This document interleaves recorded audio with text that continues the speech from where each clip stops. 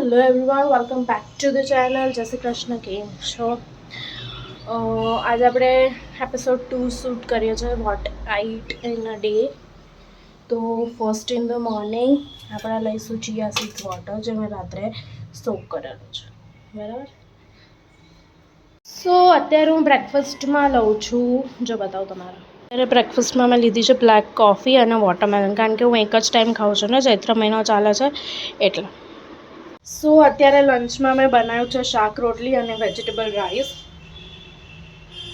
એમાં મેં બધા વેજીટેબલ્સ લીધા છે અને પનીર લીધું છે. જો બતાવું, જો મેં અત્યારે આ ગવારસીંગનું શાક બનાવ્યું છે, જોડે આ મલ્ટીગ્રેન મસાલા રોટી બનાવી છે,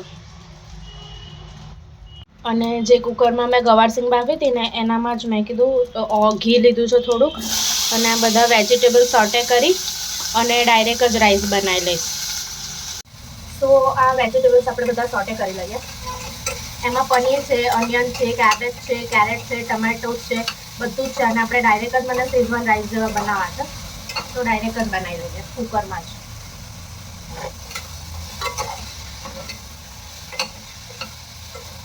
સો અત્યારે હું લંચમાં લઉં છું રાઈસ છે, મિક્સ વેજીટેબલ રાઈસ, પનીર નાખેલા, ગવારસીંગનું શાક અને રોટી, અને એની સાથે છાશ લઈશ, બરાબર.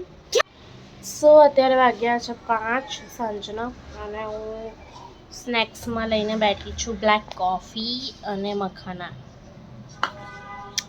આમ તો ભૂખ લાગે તો ખાઈ લઉં છું, ના ભૂખ લાગે તો નથી પણ ખાતી. એવરીવન, મેં છે ને મારું વેટ સવારે માપી લીધું હતું, તો હું તમારે કહેવાનું ભૂલી ગઈ. મેં ચિયા સીડ્સ વોટર લીધું હતું ને એ પહેલાં મેં મારું વેટ માપી લીધું હતું, તો હું એનો જે વ્લોગ સ્ટાર્ટ થશે ને એમાં ફર્સ્ટ વિડીયો એ નાખી દઈશ.